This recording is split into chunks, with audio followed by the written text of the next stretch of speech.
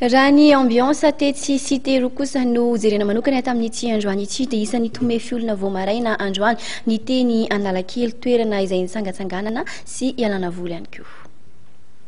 Ny lamina tanteraka raha ny fifamoivoizana ny tamin'ny androany tetsy Analakely, ireo olona nifamezivezy moa no nameno lalana teo ihany koa ireo mpivarotra ary tsy adino i Dada Benuel izay niaraka nakasary tamin'ireo tonga teny atoerana.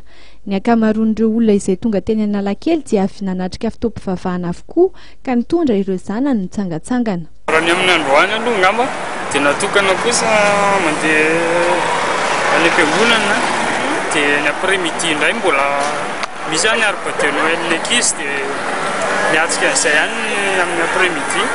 Fa raha hoe ny tontolo androandroany aloha dia any am-piangonana foana ngamba. Namonjy fitaoam-pivavahana ny androany fa nanahoana? Tena tsy rasa foana. Dia ho any androany atoandro manahoana ny sakafo, ny seran-sakafo? Mbola vavaka izao vao mieritreritana izay. Androany manokana efa vavaka maraina aloha zany dia ohatran'ny mandeha mijery sakafo fa tsy nahitan-tsena maly avy be ny orana dia ny après-midi miaraka kely amin'ny fianakaviana izay ny androany. Manahoana ny fampilalaovana ny ankizy? Milamindamina tsy dia naharaka loatra ny vola tamin'ity ohatran'ny majinjina kely izay izay natao milamindamina kely fa tsy dia loatra ny isan-taona loatra tsy afaka malafatra. Anisan'ny mbola nanintona ireo mpandalo hatrany ny mitazana ilay rano eo amin'ny lapan'ny tanàna. Nifandimby nakasary teny atoerana ireo olona.